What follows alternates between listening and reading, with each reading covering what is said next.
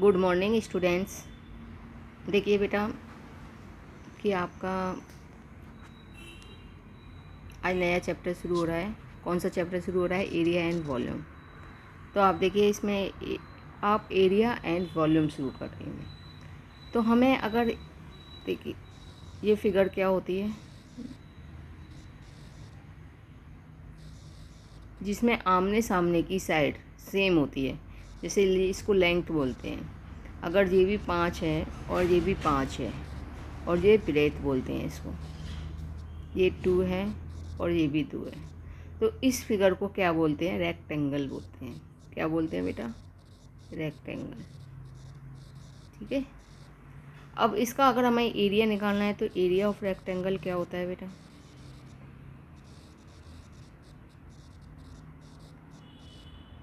Length into breadth. दूसरा figure होता है जी, तो हमारा एक साइड का दूसरा होता है जिसमें चारों साइडें आपकी इक्वल हो, मतलब ये भी 5 हो, ये भी 5 हो, ये भी 5 हो और ये भी 5 हो, जिसमें all side are equal are called square.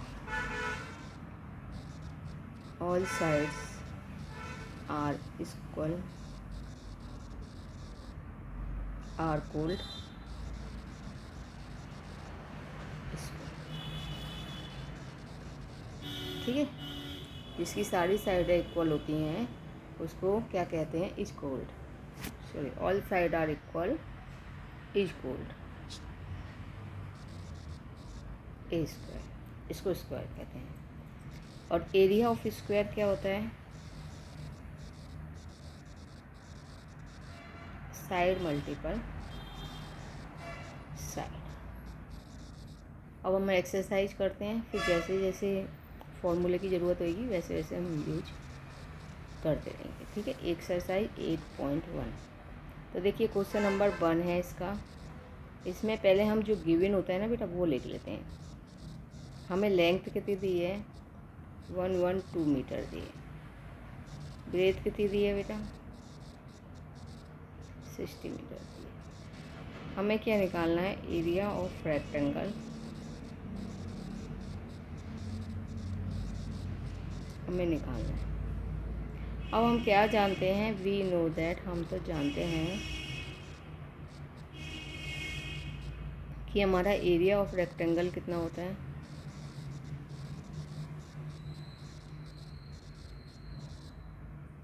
Length into breadth होता है। तो हमने एरिया की जगह पे ए लिख लिया, लेंथ की जगह पे हमने 112 मीटर लिख लिया, इसकी जगह पे हमने 60 मीटर लिख लिया। ऐसे हम लिख लेते हैं। अब इन दोनों का क्या करेंगे? हम मल्टीपल करेंगे।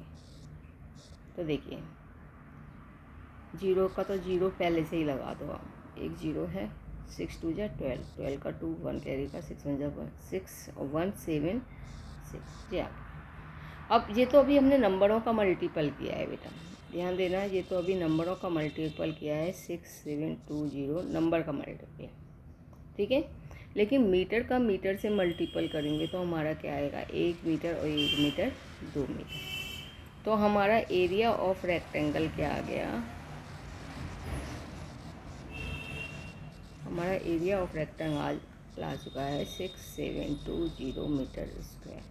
इस मीटर स्क्वायर को हम ऐसे भी लिख सकते हैं, स्क्वायर मीटर। ठीक है। ये आपकी मर्जी है, जैसे आपको लिखना हो वैसा आप लिख सकते हैं। अब देखिए ऐसे बी वाला एक और करा देती हूँ मैं आपको। ये लेंथ आपकी दी हुई है 70.5 सेंटीमीटर दिया हुआ है लेंथ, और ब्रेथ आपका क्या दिया हुआ है? 16 सेंटीमीटर दिया है। एरिया ऑफ रेक्टेंगल आपको निकालना है। ठीक है बेटा। तो मैंने क्या बताया था? पहले हम शुरुआत करते हैं कि वी नो दैट, हम जानते हैं। क्या जानते हैं? हम जानते हैं कि एरिया ऑफ रेक्टेंगल होता है लेंथ इंटू ब्रेथ। तो एरिया ऑफ रेक्टेंगल की जगह पे ए लिख लो, या एरिया भी लिख सकते हो आप, और लेंथ की जगह पे 70.5 सेंटीमीटर और इसकी जगह पे 16 सेंटीमीटर। अब आप क्या करोगे? 17.5 और 16 सेंटीमीटर का मल्टीपल करोगे। देखो आप जैसे सिंपल मल्टीपल करते हैं ना वैसे वैसे मल्टीपल कीजिए। 16 5 जा कितना होता है 80 होता है बेटा। अगर आपको नहीं आता तो आप 6 से कर लिए, लेकिन आपको अब 1 से करेंगे, टेबल आनी चाहिए।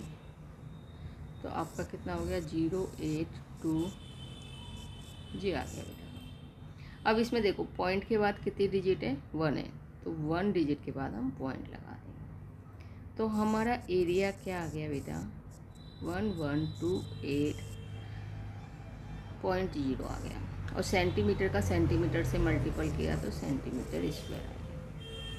ठीक है। अब पॉइंट के बाद अगर 0 होता है और कोई नंबर नहीं होता तो हम इस पॉइंट के बाद 0 की कोई वैल्यू नहीं होती तो हम उसे हटा सकते हैं। तो इसका मतलब क्या हो गया, ये हो गया बेटा। सो एरिया ऑफ रेक्टेंगल हमारा क्या हो गया 1128 सेंटीमीटर स्क्वायर हो चुका है। ठीक है। अब क्वेश्चन नंबर 2 देखिए बेटा। क्वेश्चन नंबर 2 में हमें क्या बताया है कि find the length of the rectangle. हमें लेंथ निकालनी है, लेंथ निकालनी है। तो इसका मतलब कुछ और दिया होगा, क्योंकि दो चीज़ें अननोन नहीं होती बेटा, एक बार में एक ही चीज़ अननोन होती है जो हमें निकालनी होती है। तो देखिए बेटा लेंथ निकालनी है हमें, तो क्या दिया हुआ है, इन्होंने हमें ब्रेथ दे दी है और एरिया ऑफ रेक्टेंगल दे दिया है। मतलब पहले हमें एरिया निकालना था, अब किसे हमें एरिया दिया हुआ है। ठीक है 400 स्क्वायर सेंटीमीटर स्क्वायर से लिख सकते हैं, और ब्रेथ हमें दी हुई है 16 सेंटीमीटर। हमें क्या निकालना है, लेंथ हमें निकालनी है। ठीक है, क्योंकि दो बार में एक चीज़ ही अननोन, एक चीज़ अननोन होती है, दो चीज़ें अननोन नहीं हो सकती। दो चीज़ें अननोन होंगी तो हम नहीं फाइंड कर सकते। ठीक है बेटा। फिर वही चीज़ कि वी नो दैट, जो हमने पहले लगाया था वही फॉर्मूला लगाएंगे कि एरिया ऑफ रेक्टेंगल क्या होता है, एरिया ऑफ रेक्टेंगल हमारा होता है लेंथ इंटू ब्रेथ। तो एरिया की जगह पे तो हम एरिया की वैल्यू रखेंगे बेटा। लेंथ हमें निकालनी है तो लेंथ की जगह पे लेंथ, और ब्रेथ की जगह पे हमने क्या लिख दिया 16 सेंटीमीटर लिख दिया। अब जो निकालना होता है ना बेटा उसको यहीं पे छोड़ो, और जो उसके साथ मल्टीपल में है वो नीचे जाता है, उसकी वो चीज़ ये नीचे होता है। ठीक है, इस तरीके से ये नीचे आता है।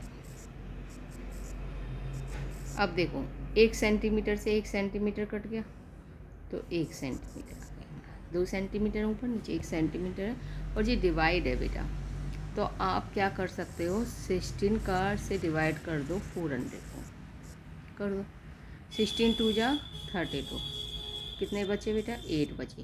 फिर हमने ये 0 उतारा, 16 5 जा 80 होता है। ठीक है, तो हमारा कितना आ गया 25 सेंटीमीटर आ गई, किसकी वैल्यू, लेंथ की वैल्यू। तो हम लिख सकते हैं कि लेंथ ऑफ रेक्टेंगल क्या होगा हमारा 25 सेंटीमीटर होगा। ठीक है।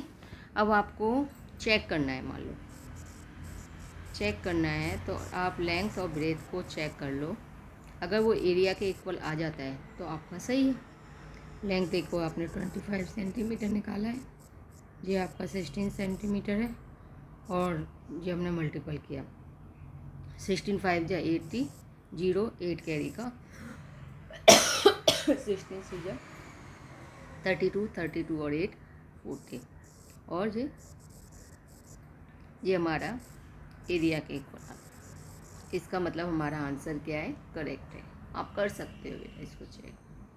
तो इस तरीके से आप इन सम को करिए।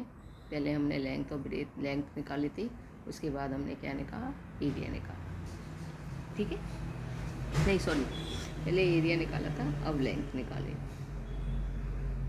इसका एक क्वेश्चन सॉल्व करा देती हूँ मैं, कि जैसे एरिया आपको दिया हुआ है 110 स्क्वायर सेंटीमीटर के, ब्रेथ आपको क्या दी है 11 सेंटीमीटर। लेंथ आपको जो चीज़ निकालनी होती है ना बेटा, उसको नीचे लिखते हैं। तो हम जानते हैं, हम ऑलरेडी जानते हैं कि एरिया ऑफ रेक्टेंगल क्या होता है,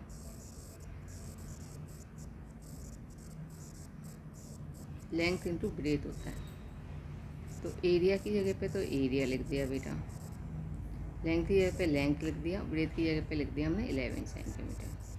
अब जिसको निकालना होता है उसको वहीं जोड़ो, और जो उसके साथ है ना बेटा उसको नीचे ले आओ। ठीक है, ये ऐसा होता है। अब देखो 1 सेंटीमीटर से 1 सेंटीमीटर कट गया तो ये सेंटीमीटर आ गया। अब 11 टेंजा क्या होता है बेटा, 11 वन जा 11 और 0 का 0, तो ये 10 सेंटीमीटर आ गया। हमारी ये लेंथ आ गई। किसकी लेंथ आ गई? Length of rectangle 10 centimetre. आप इतना करिए बेटा, आगे का हम नेक्स्ट क्लास में करेंगे। ठीक है, थैंक्स।